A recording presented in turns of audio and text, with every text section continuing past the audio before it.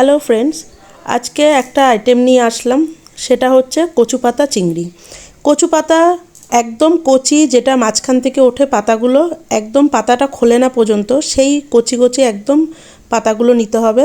আমি দেখিয়ে দিচ্ছি আপনাদের কেমন পাতা নিতে হবে। এবার মশলা নিলাম, একটু জিরে, কালো সর্ষে আর পোস্ত, একটু নুন হলুদ দিয়ে এটাকে পেস্ট করতে হবে, কারণ আগে এটাকে একটু ঘুরিয়ে পাউডার করে নিয়ে তারপরে জল দিয়ে পেস্ট করেছি। তারপরে দিয়েছি কিছু নারকেলটাকেও আমরা জল দিয়ে এরকম যেমন পেস্ট করে ওই মশলাগুলো রেখে দিয়েছি।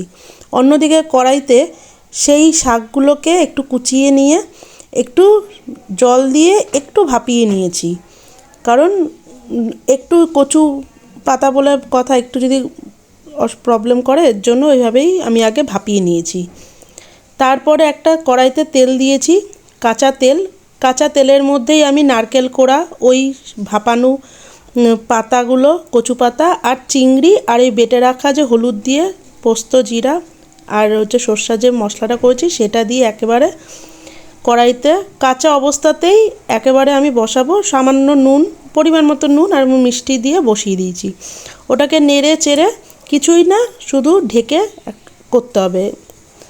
ঢেকে ওটাকে একটু পরেই জল একটু ছেড়েছে, তারপর ওটাকে ভালো করে নাড়াচাড়া করে জলটা টেনে নেওয়ার পরে দেখবেন একদম তেল ছেড়ে দিয়েছে। এভাবে বেশ কিছুক্ষণ ধরে নাড়িয়ে চাড়িয়ে জিনিসটা কষিয়ে নিতে হবে। তারপরে ওটাকে একটা প্লেটে পরিবেশন করেছি। বলবেন কেমন হয়েছে আমার এই রান্নাটা, আর সবাই একবার হলেও ট্রাই করবেন, আশা করি ভালো লাগবে।